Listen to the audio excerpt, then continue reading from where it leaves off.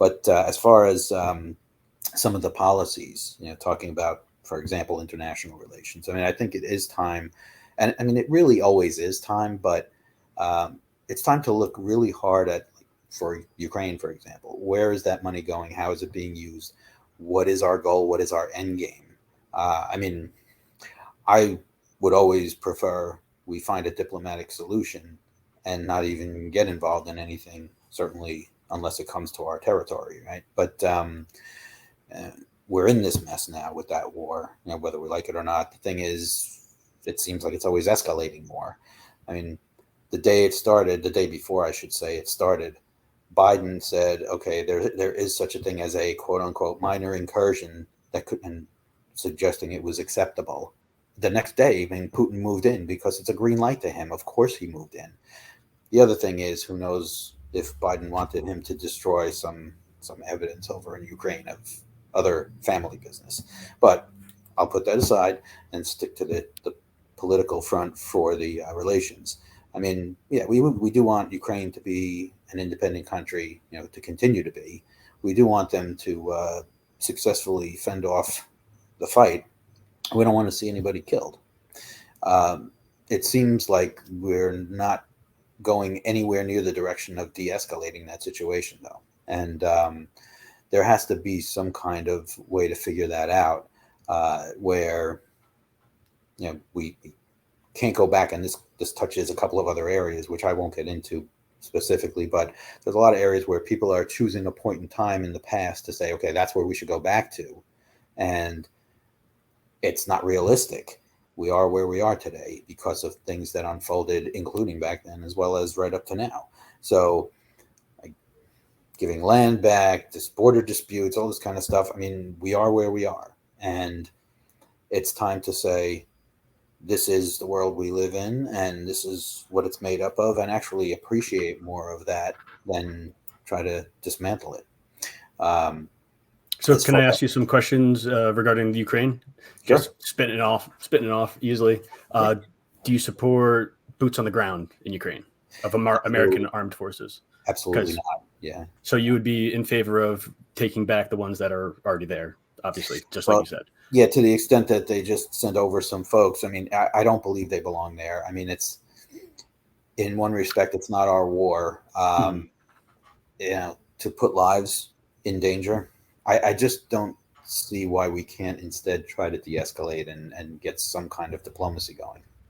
And just to go a step further, people like Ron DeSantis, he has his National Guard over, first it was in Ukraine, training them over there, but he pulled them out and they're in Germany training Ukrainians in Germany, and then the Ukrainians will go to Ukraine rather than American boots on the ground.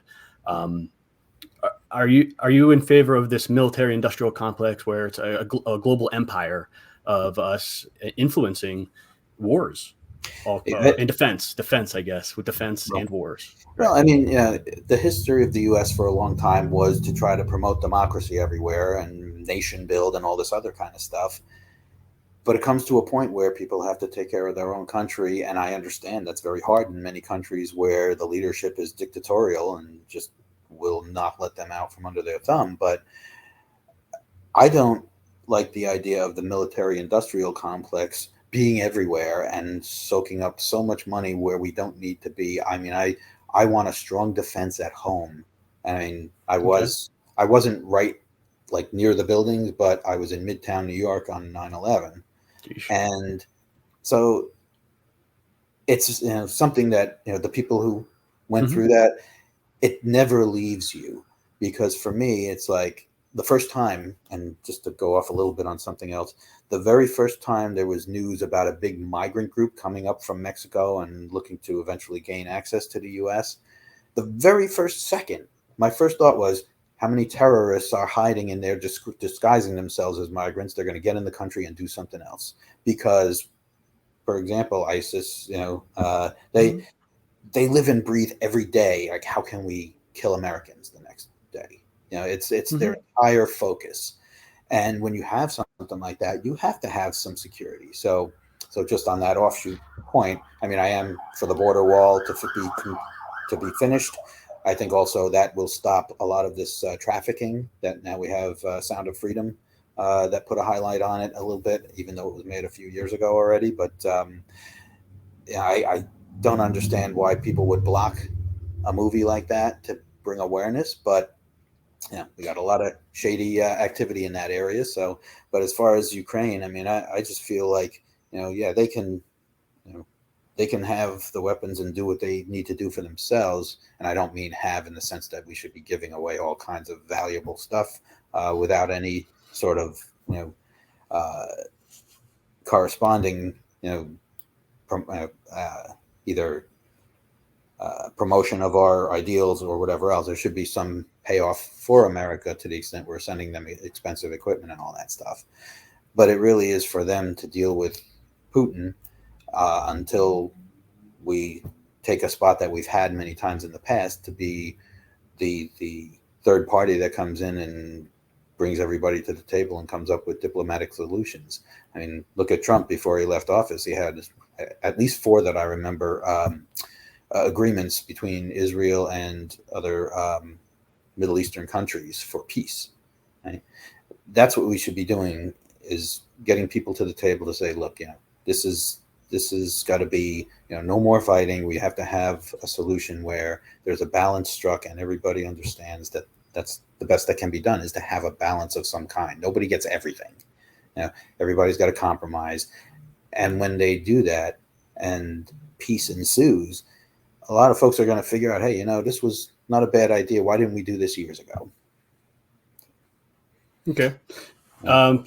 For the munitions, we give, I think we just gave them cluster bombs, which is right. War crimes. That's actually us giving them munitions. But in regards to the military industrial complex, I believe all the money and billions of dollars that we give to Ukraine, it's actually to the military industrial complex, the bomb makers. It's the private industry. It's the corporations that we give them money to create these weapons, and then they can be sold to Ukraine.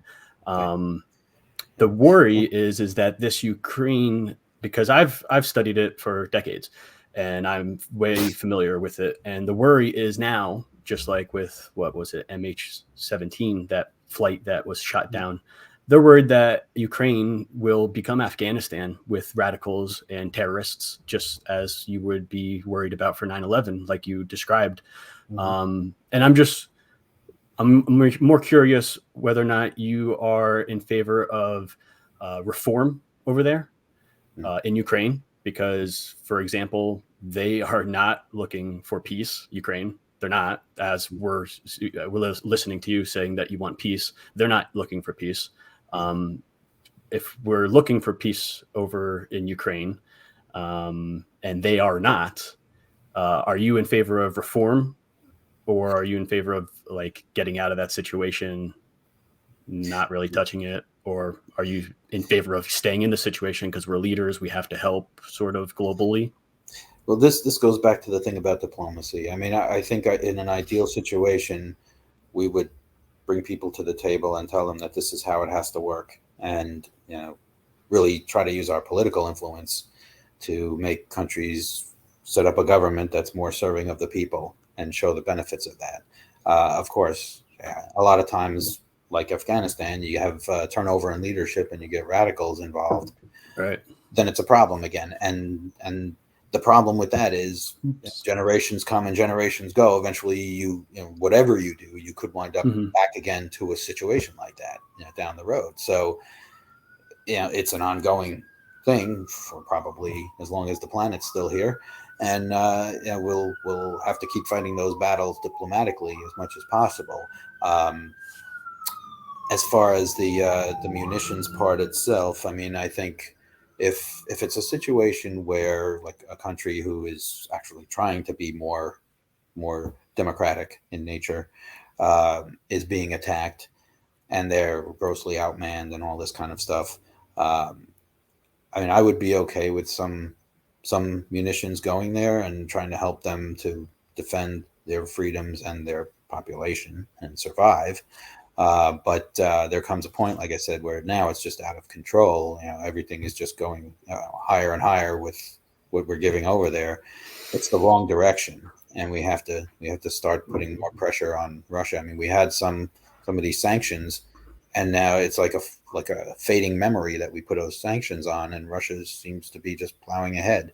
So we have to put the pressure there to be able to say, well, this is how you avoid having some problems. And I'm speaking in terms of talking to Russia, to say the way to avoid you having some problems in your own backyard now is to start working out a peace plan and stop this fight. So the focus seems to be, and I mean, the Democrats for a while now have been these warmongers that just love to feed the military industrial complex by escalating everything they touch. Republicans too. Oh, well, absolutely. Absolutely. There are some of those too. I just feel like the Democrats, and like in a few other areas, they're being more blatant about it and not as shy about hiding what they're really about. So, and I think they've been emboldened because they've gotten away with so much so long. But, and we're talking about a Democrat administration now. So that's the main focus of that comment. But yes, absolutely. I mean, there's plenty of folks who are making too much money also off of building that complex. And we have to get those folks out, and including the career politicians, because that's the problem with the career politicians is they get entrenched in a situation where they're getting something back for continuing buildup, and we have to stop that flow also. And that's the only way we have even a chance of curing all this. And maybe we can leave Ukraine right there because there's so much that you can talk about it for so long. But I want to stay in the foreign entanglements and international relations, how we're talking.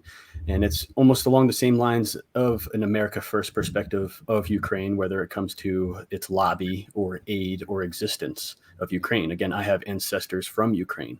But I'm America First. I'm an American. I have a lot more ancestors from America than I do Ukraine. I have ancestors going back since the beginning of this country. And another lobby and international foreign entanglement is Israel. And it's on the same claims and same basis of existence that they are being attacked, aggressed upon, the same claim for the need for American help, American aid, whether it be money, actual boots on the ground over there in the region, or anything else, influence. I'm curious, in the America First perspective, are you against like foreign aid like Thomas Massey Jr. is? He's against all foreign aid. It's not picking and choosing. Are you more of a diplomatic, like you were just describing before? There is picking and choosing, where there are places where we can get what they like to call, our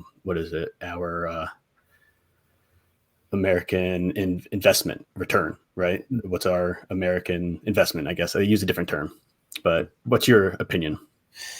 Well, I mean, yes, I still certainly go back to diplomacy first. And I think that was what Trump did so well toward the end of his term when he started getting all these deals arranged. Yeah, I mean, I don't like our boots on the ground anywhere else at this point. I think, we want to see more.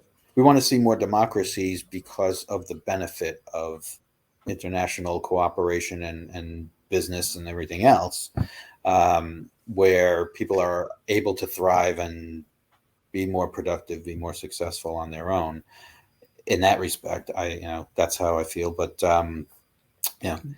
Wasn't there was it like Immanuel Kant or that philosopher that said if every country turns to a democracy, they go to war against each other? I'm curious of your opinion on the democracy.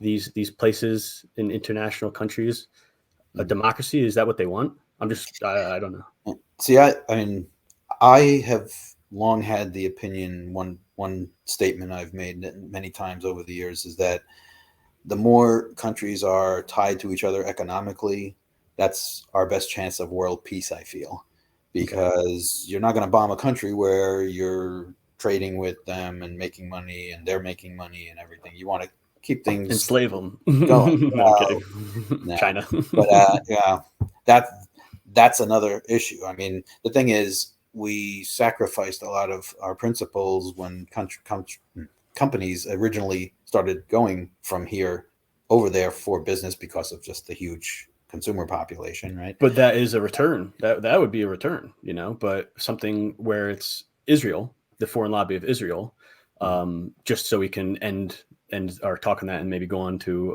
the next topic. But your opinion on Israel is that we need diplomacy over there because there exists the same threat that would exist in Ukraine. Is that what you would say?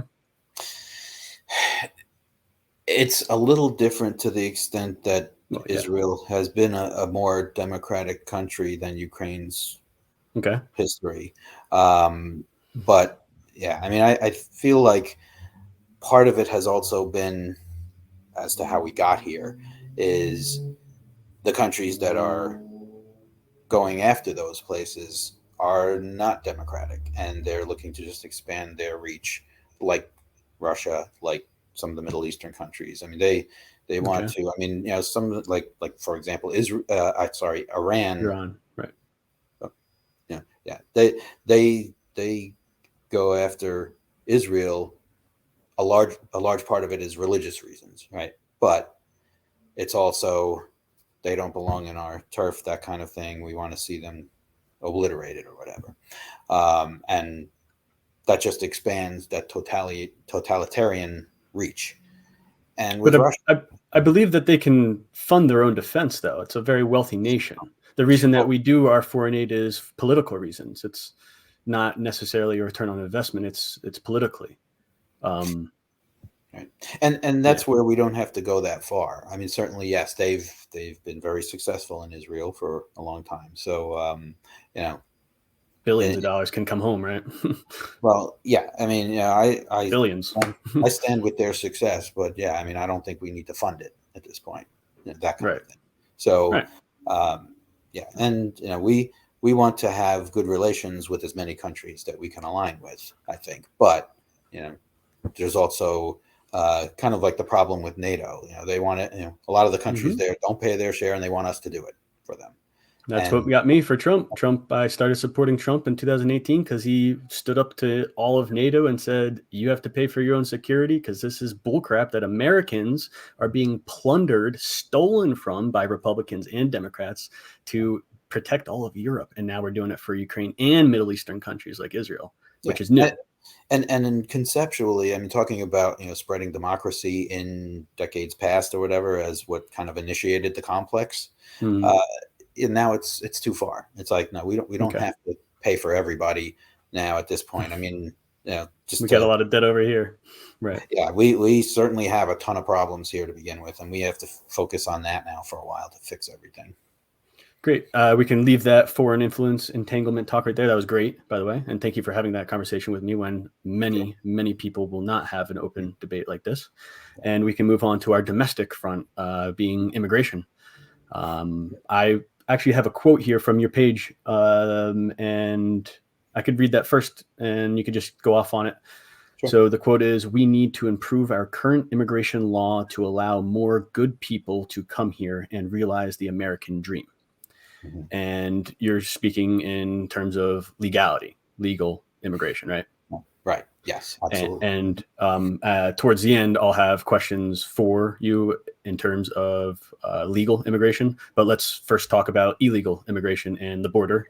And it's pretty sad, right? If somebody actually watches The Sound of Freedom or has actually been paying attention and watching the patriotic Americans that live along the border that have been giving us this information for so long, watching the patriotic American politicians, grassroots politicians that have been making the trek down to the border to see it with their own eyes. It was the thing that got Donald Trump elected. And it's still at the probably number one thing, important political thing in our nation. So what do you have to say about the illegal immigration that's going on in our border? Yeah. So we mentioned already about, or I mentioned about how many of them are terrorists, for example, potentially, right? There's also the trafficking. There's the human trafficking, again, Sound of Freedom. There's also this opioid crisis, the mental health, homelessness, and addiction perfect storm that's occurred, all being fed by an open border in large part, and or at least a major contributing factor to that increase. So that's why, I mean, I think I said earlier, but yeah, I want to finish the wall. I mean, I feel like we should consider the northern wall too eventually.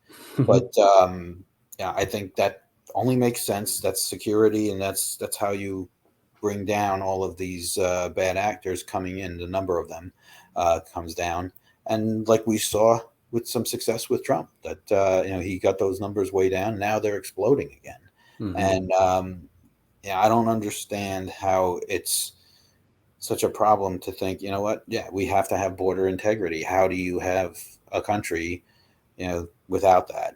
And especially where, for example, going back to my family's history with my grandparents, I mean, when they were coming, everybody was poor coming over. They had nothing, but they also didn't ask for anything. They wanted to work hard and earn anything they got. Recent years, everybody's coming over so they can get a free cell phone and TV and all this other stuff. And it's just like, that's not what we want with, in my opinion, we don't want any illegal immigration. We have rules that can be followed and you can qualify or not.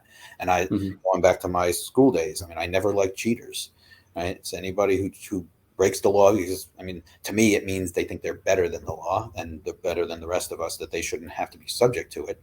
And of course, we can talk about a lot of stuff these days in terms of the other hearings that are going on too. But I feel like everything should be according to the rules that have been set up. And if the rules don't work well, then fine, look at changing them to make it better if there's a particular problem that's coming. But just to open things up like that, it's just so many reasons why it's a bad idea. And we need to have some kind of order involved. And what I was starting to say a minute ago, we have a great country that everyone wants to come to. I mean, there's no accident that everyone tries to come here. There's a lot of wealth. There's a lot of opportunity. Wealth. That's exactly what it is, wealth. Yeah, that and the opportunity to get some of your own. People are coming even though they're not being persecuted. So, for example, people apply for asylum. Some qualify, but others don't. And if we allow everyone to come, I mean, even New York now, right? Adams is talking about they've had enough. Don't come here anymore. It's not as good as they tell you, or some nonsense like that. And yeah, it's not good. Don't get me wrong. That's not what I mean by nonsense. But yeah, this is a child for sanctuary cities, and now he's saying enough is enough. So the hypocritical attitude of the many Democrats in terms of not in my backyard, it's so disingenuous. It should be obvious to every voter in the country. They shouldn't get one vote just based on that issue. It's just really sad. And whether it is illegal or legal, it is the wealth that we have here, not the wealth just to be taken, but the wealth that you can make, the opportunities that are in America. That is why people come here, because the wealth that you can make out of hard work. In New Jersey, we had the anti-sanctuary state movement by county, and I was at the forefront at that. And I'm not going to go into long with that. I can talk your ear off one day about that another time, but it remains that Sussex County up here in North New Jersey is the only county that passed that resolution and cooperates with ICE, their sheriff does, to deport illegals. And so my question for you is there any amnesty that you're in favor of, any specific groups that are still undocumented, illegal, that you would be in favor of, or no, if they're illegal in the state, they should be deported? I am, and I mentioned, follow the rules. I'm a law and order guy. I think that, I mean, in my opinion, declaring, for example, as a public official, either a sanctuary state or city, I mean, that goes against your oath to the Constitution. I think that's grounds for removal from office and permanent bar from reentering public life, in my opinion. I feel that I don't care if someone has been here 30 years versus just coming over last week illegally. All the illegal folks, there should absolutely be total cooperation and no tip-offs to people to have a chance to get away when ICE has someone that they're looking to detain and deport. I think there shouldn't be one illegal person in the country in an ideal world.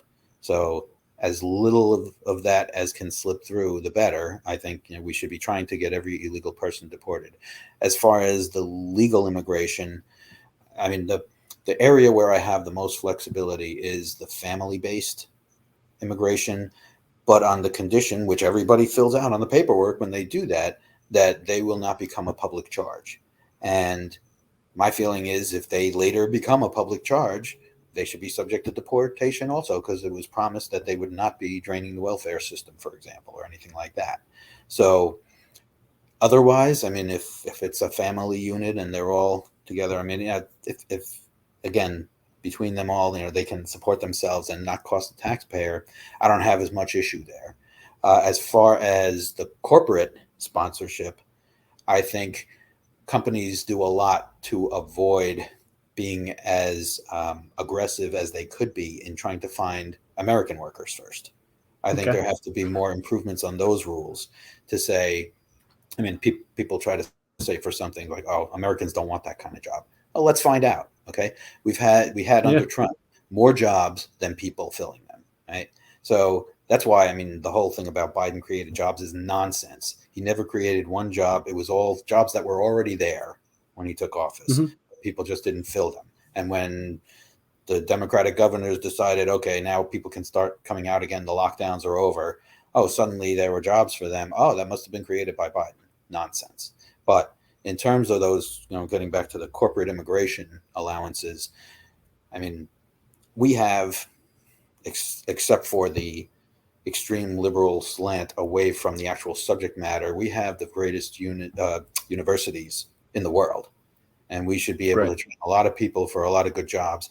And yes, there are also lower level jobs, some unskilled jobs, even whatever like that. And it's kind of like, for example, if you're a server at McDonald's, I mean, that's a job for teenagers looking for spending money or retirees to have something to do.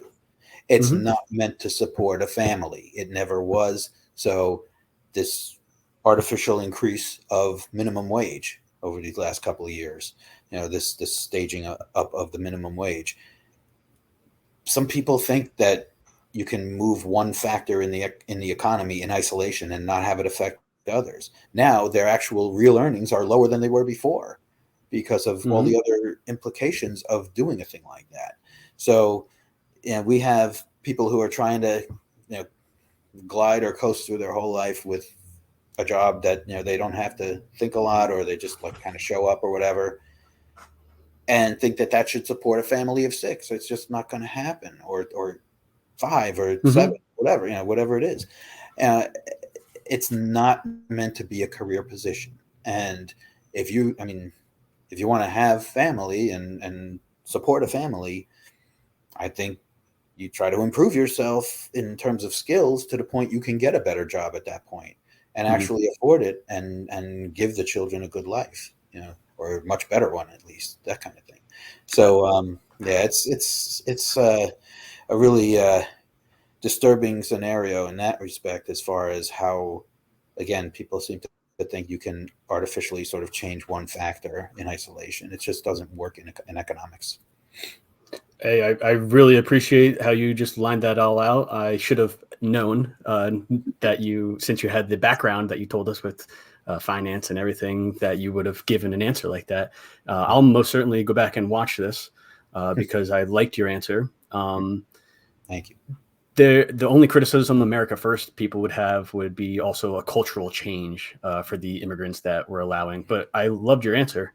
And towards the corporate immigration apparatus that you were saying, I agree completely. And Mike Crispy as well. I went to college. I have a bachelor's degree. H-1B visas are those white collar jobs, immigrants coming over, filling them. They should be available to Americans first. We have so many people in college going into debt. There's plenty of people to fill those jobs. So H-1B visas, would you be in favor of, I guess the question is, decreasing the number of H-1B visas for white collar workers? So in a word, yes. Two reasons. One thing is, we have a system now where the companies do the minimum for whatever reason, they want to do the minimum advertising required for a job, and then like jump right to the idea, okay, nobody's applied for it here. We should be able to get from overseas. Yeah. Mm-hmm. There's I don't ever see a real concerted effort to make sure every American is employed. Mm-hmm. And yes, there are a lot of qualified folks for those jobs here.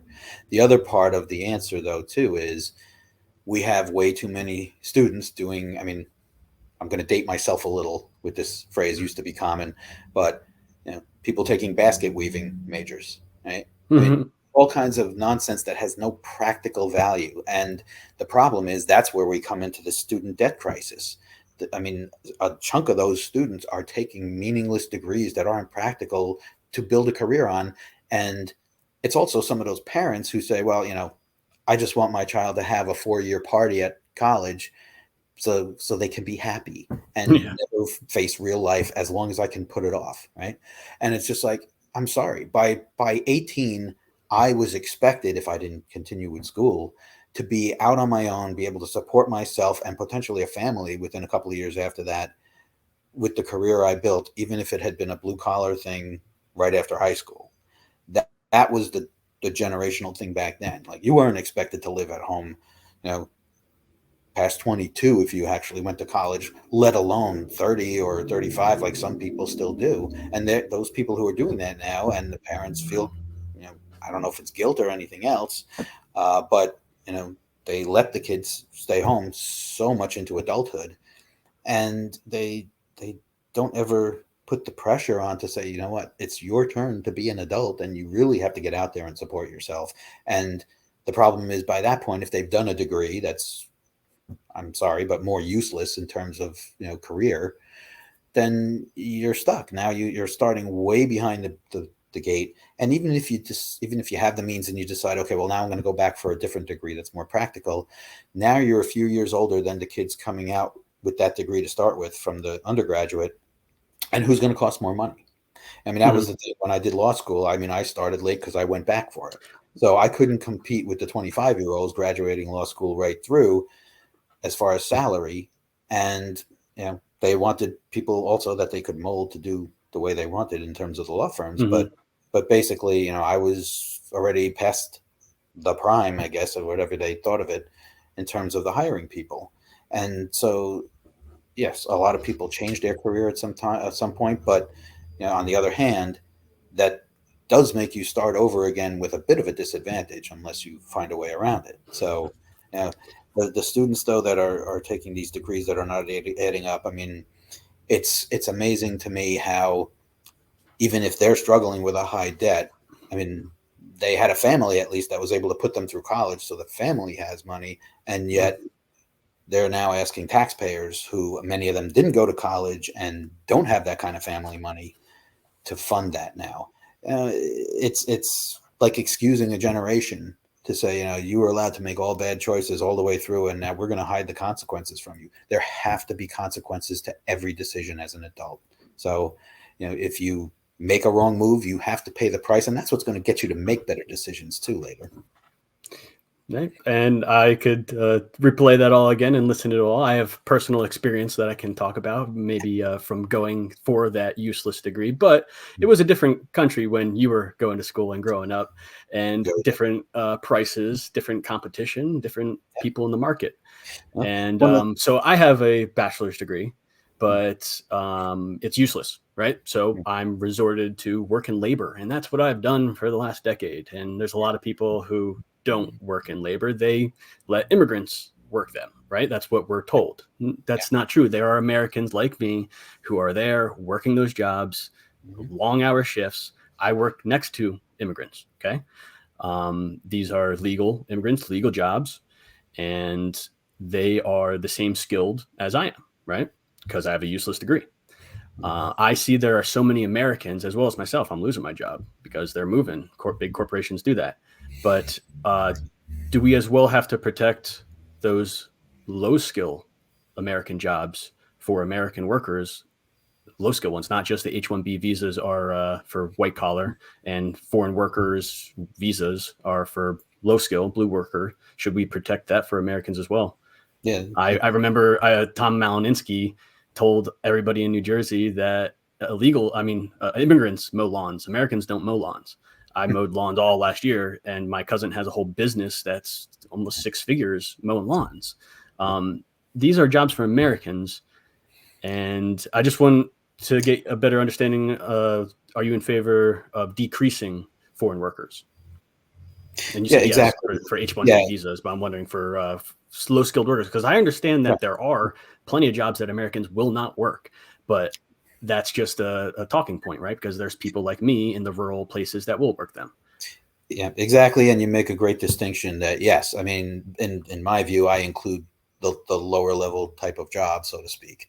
I think, it's presumptuous to say Americans have an attitude of being too good for certain types of work, right? That kind of thing. I mean, Right. generally, that's Yeah, the thought process of the people who are proponents of the immigration for you're that. right. And yeah, for me, it's like, I mean, we have a gig economy where some people are working a few jobs, and Yeah. not all high level, or maybe none of them high level jobs, but it's what's there. I mean, when you have your back against the wall, people respond and are very resilient overall, and they will find a way. That's why I also believe in reducing a lot of the benefit programs, the entitlements. I have a thing, I want to have enablement, not entitlement programs.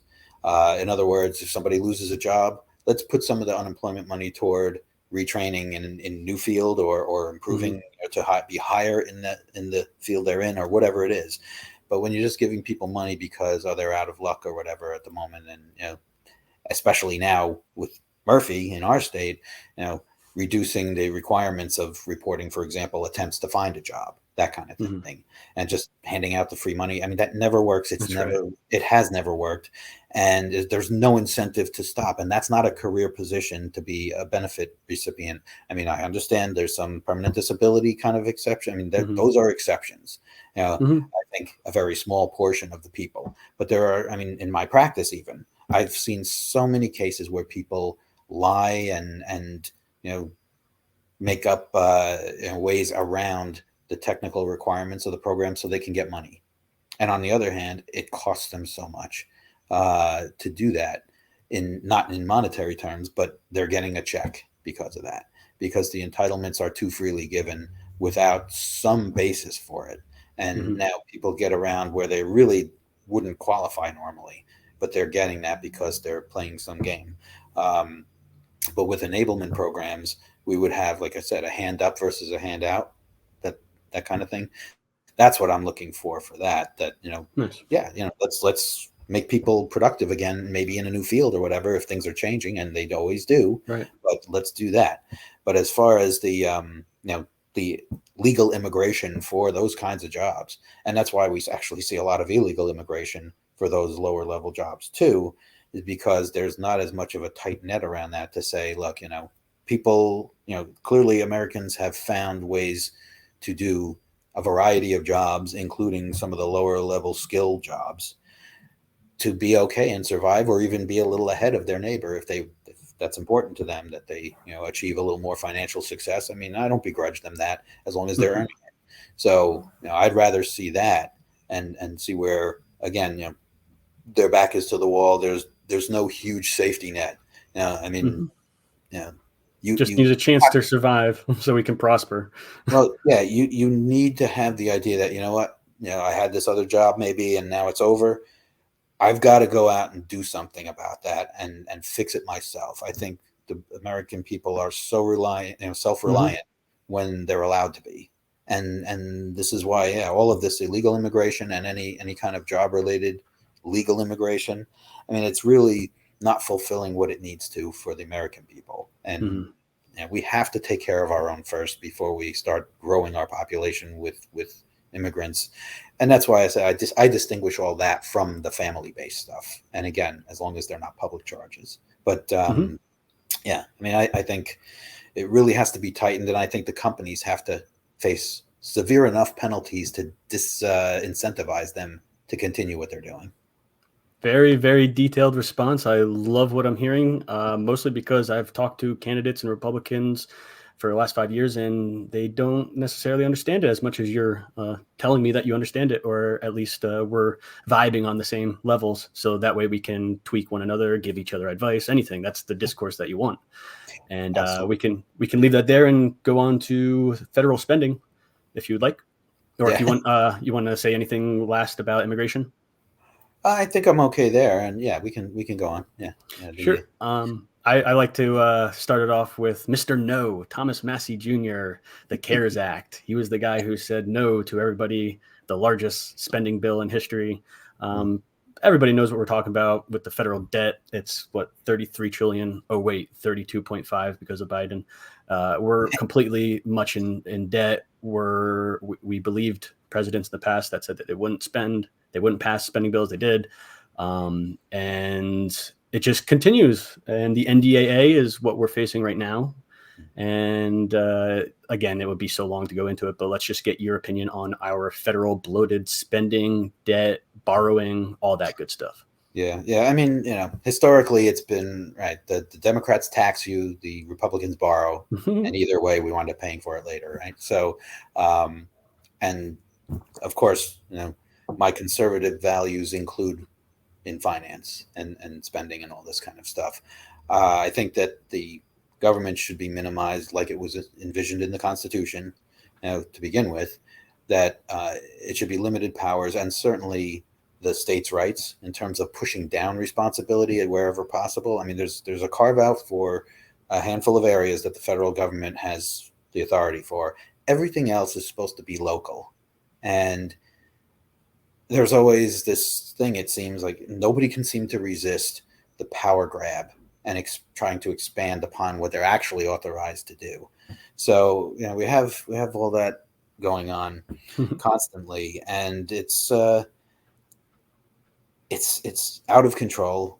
And there are areas in the budgets that can be attacked and say, look, we don't need this anymore. I mean, at the federal level, just as an example, I mean, the first thing I would get rid of is Department of Education. And actually, I would do that at the state level, too. Nice. I had any authority to influence that. But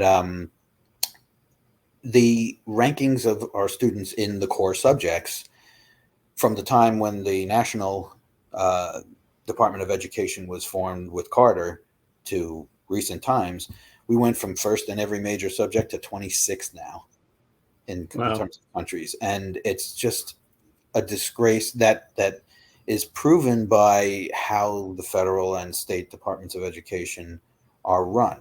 I mean, I remember when I was when I was a kid, before I had a family of my own, and certainly for a while into being a father and family lead, I guess, I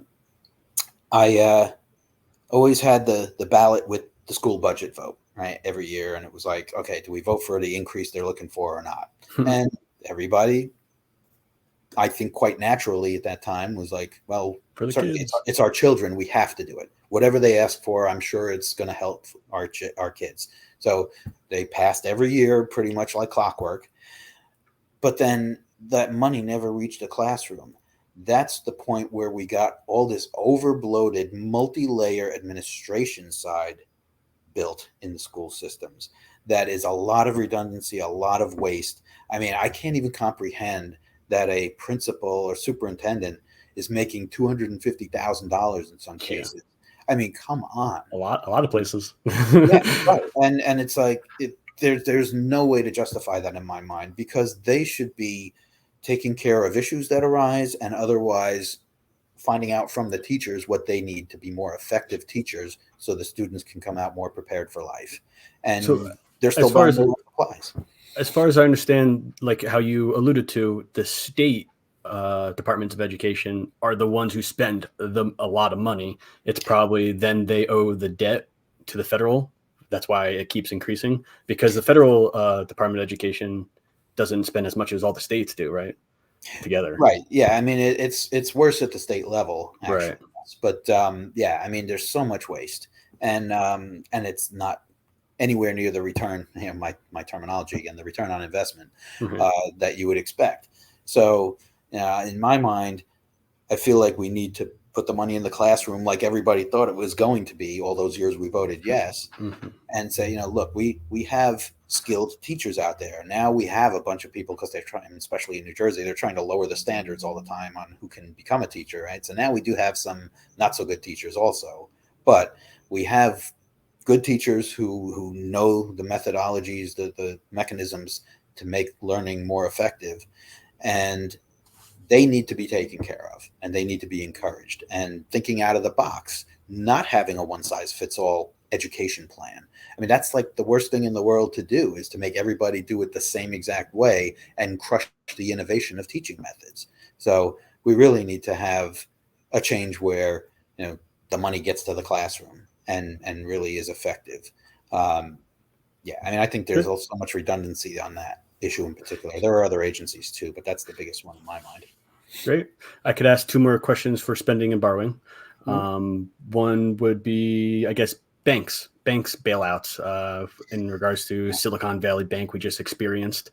But there are two, I guess, methods of thought. You can either have the Keynesian method or the Austrian method. One would be to save the banks because it's the American dollar, the American economy, people's money, or the Austrian let it fail.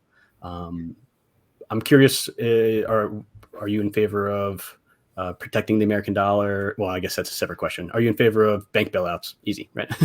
Well, yeah, no. So the answer is no. I mean, I understand the too big to fail argument, but I also understand the moral hazard argument, right? So either way, if a bank even asks for something like that, I mean, that leadership team has to be out and out of the industry permanently, in my opinion. And I mean, I dealt with a lot of people in that financial world, and I know some of them are very good at what they do, but a lot of them, they don't have a clue what they're doing, and they're not worried because they expect bailouts. It's another safety net, just like the unemployment thing I talked about before and whatever else. It's another idea of, I don't have to worry about doing a good job. I can just, show up, or maybe not even, and everything will work out. So I think there should be a very high threshold. I mean, it might be hard if a Bank of America failed, right? I mean, to just ignore that. I mean, it does depend to some degree, in my mind, of the reach of that institution. But I don't think there's very many qualifying for that level of protection.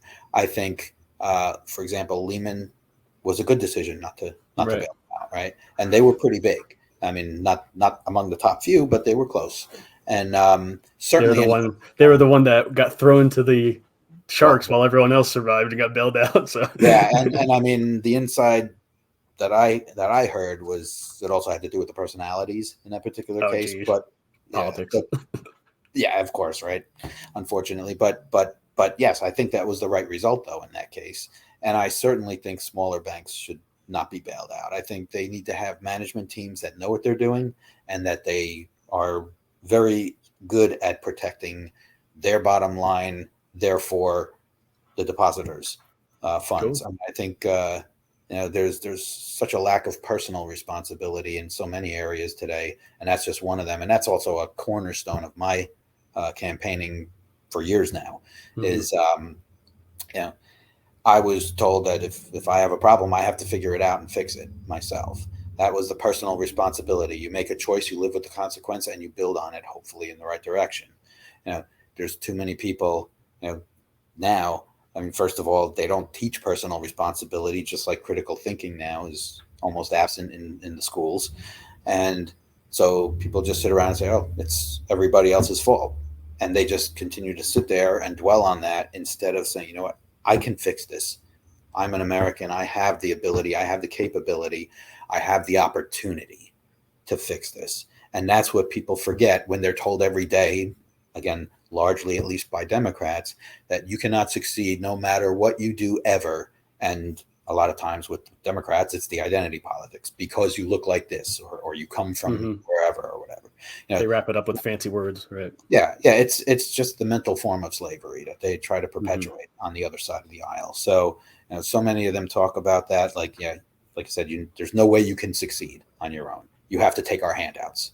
And I mean, it's often also too tempting for people. Like, okay, if you're going to give me a check just to sit around, I guess I'm going to take it, right? Hmm. And I don't blame them for that, because they've been set up to believe that that's the only way they can survive.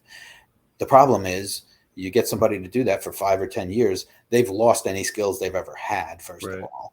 And then what happens when the money eventually runs out, like it does everywhere? Just look at Venezuela, right? Eventually, the money runs out if nobody is working. And Fast too. yeah, and this is the problem. Then they're going to be left high and dry with no window to of lead time to be able to build up skills again, and we're going to see them on the streets. We're going to potentially see them dead from illness or whatever else. It depends, but you have to have a way to make smooth transitions in life. So many people, as almost well, I don't know the percentage, but I know it's high, of people who change careers at some point, Right. at least once. It's such a large number of us that do that, like I did. Hmm. And I mean, I certainly, yes, I had something built up where it was an easier transition than the average person, probably, and so I'm fortunate and blessed. But everyone who changes career, there is some road bump in there. So you have to be able to weather that storm and get to the next stage. But if you just pull the rug out from somebody, and now they don't know what direction to go in, but meanwhile there's no money coming in and they can't afford food or anything else basic, you've ruined their lives, if not ended them. So Hmm. it's just unforgivable. Well, thank you for your response and that great insight. And we can probably end on the last question that I had, unless you had anything else to give our viewers. The last question is, do you have any legislation that you plan on bringing to the Senate with you, or do you know of legislation that you're excited to work with, someone to vote on, anything like that? Well, it would be more for me in terms of like what kinds of laws I would want to vote Sure. yes on and promote. And it's always a funny question, because like some people will say, okay, a bill comes on your desk for this issue. Are you going to vote yes or no? Pick a side, right? Something like that. I'm gonna read I mean, it. well, and the reality is, though, it never comes with just one issue, right? I Right. mean, everybody piles on their pork and all that I garbage, see. and that certainly has its effect on being able to have a conscience to vote for something, even though it might have something you really want, if you can't get it without that baggage, right? Understood. So that's a caveat in general, anyway. But to the extent of the hypothetical of what if the bill just said this, Right. yes or no kind of thing, that's how I'll answer. How's that? Sure. Or how I'll comment. So to the extent of the uh, voting integrity, Okay. I feel very strongly about voter ID. I feel like there's no substitute for that. That even if we still have this mail-in voting, I mean, Republicans love to go on election day, right? Traditionally, and it's a Right. big event and whatever. But then you see where whole towns or whole counties lose the power or whatever else, or the voting machines Right. stop working, and you've just created a huge risk by allowing yourself just one day for True. things to be working properly. So we do have to do the mail-in voting and any kind of early voting as much as possible to avoid like a last minute, oh, now they've got all their votes in and we don't have any. So that's one thing. But regardless of the mechanism you use to vote, the voter ID and a signature check and all this kind of stuff, I mean, it needs to be done to give people confidence. I know there's all the kind of talk, of course, was the election stolen? Was it not stolen? We are never going to know. And the problem True. is, the people who say like it wasn't stolen. Well, we don't know that just because a judge said that the evidence wasn't brought enough to bring it as a case. We Hmm. don't know that stuff didn't happen. And truthfully, since the 60s, at least, there's been evidence found of cheating in the Of course. elections. So, yeah, stuff goes on. And the problem is, some people will think more of it goes on than others, think maybe less or none of it goes on. But the only way, in my mind, to give people faith in the system again is to have a secure voter ID type of check on everybody who votes. I mean, we all get driver's licenses or otherwise county IDs, except for Hmm. very few. And that's where I would put effort in terms of, I mean, I want to reduce the homelessness, for example, to begin with. But if you got homeless people around, help them to get registered wherever they are, and help their voice be heard. Also, as much as possible, get as many people registered as possible, and with the voter ID or whatever kind of equivalent, or if you just find a way to use a mechanism that uses the existing IDs, whatever it is, so that we have really virtually no way to cheat, then I think you see a lot more people come out. I think the participation will go up dramatically in terms of the percent of voting, of the public voting. So that's where really everyone will be heard. And so that one I feel strongly about. I know it's not going to happen with the Congress, but maybe with a convention of states is the term limit thing I mentioned earlier. I think that has to be strongly pushed as much as possible. The career politicians are the problem. They get too entrenched and they're worried more about themselves, because after a while, you don't want to go back to the public sector if you can get away with it. Back to the private sector, excuse me, and leave the public sector. So that's a big problem. Also, the 2A. I am a proponent of full constitutional concealed carry, all this kind of stuff. No exceptions, because I've seen it in a variety of circumstances. And I will say, for full disclosure, I did have, while fortunately no one was home, I did have a break-in in my house one time years ago, and stuff was stolen, whatever. I don't know, because they were gone already by the time we got back, whether they would have had any guns or what could have happened if we were there, that kind of thing. But my feeling is that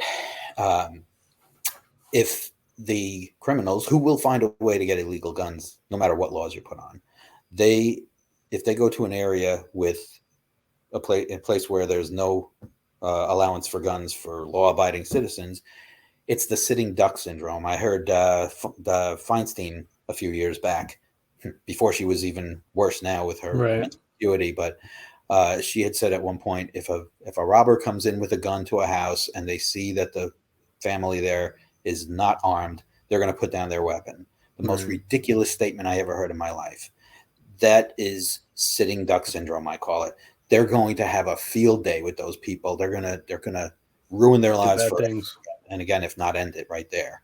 Right. So, to me, everybody doesn't have to have one, but if everybody could have one, you're going to see 9 out of 10 criminals not go to that town or that state or whatever and commit crime. They're going to go somewhere else. I had in law school, my criminal law professor, great professor. He had written several books because he did a ton of interviews of death row inmates in Lorton prison in Virginia. And he had the death row folks where, a lot of them, they lived in a particular state, but they did all their murders in a different state. And absolutely without exception, in his interviews of them, he said, "Why did you cross the state line to do it?" And they said, "Well, because they don't have the death penalty over there." Another deterrent thing, right? Wow. So yeah, they didn't. No matter what people talk about, some people being really crazy. Some, a handful of them are crazy that just go on a shooting spree or something like that. But the vast, vast majority of murderers, they still want to live. They want to find a way to get away with it and still live. So, they will avoid threats to themselves. And I think, like I said, that changes a lot of people's minds in terms of, just picking a random house and not worrying about what might be waiting on the other side. If they can get away with it. Right. Yeah. They're, if they know that they have nothing to fear like that, it's open season. That's what I think about when thinking about wanting to start a family, or if I ever get, God willing, have the grace to do that, right? Like, I'm going to do it in New Jersey where I can't protect them. Like, no. Yeah. Yep. So these are a bunch of things. One of the biggest, school choice that we promote. Funding follows the student. They do whatever option is available that they prefer. This is just an example of the free market open competition that I promote in every endeavor, but especially in schools. We see what happens when we just have one choice of school with the public school system. They're not even teaching the subjects. So if the funding follows the student and suddenly a whole bunch of people come out of the public schools because they're not competitive with private schools, homeschooling, whatever else might be, anything where you have a voucher situation, I mean, if you don't have, so charter is another one. Mm-hmm. If you have that kind of competition, they either get their act together or they disband the school. And you know what? There is nothing wrong with disbanding a school that is not serving the students. Our scores, like I mentioned very early on, are so terrible now compared to before, and IQs are dropping. I mean, even the capacity is dropping on average. That is unbelievable.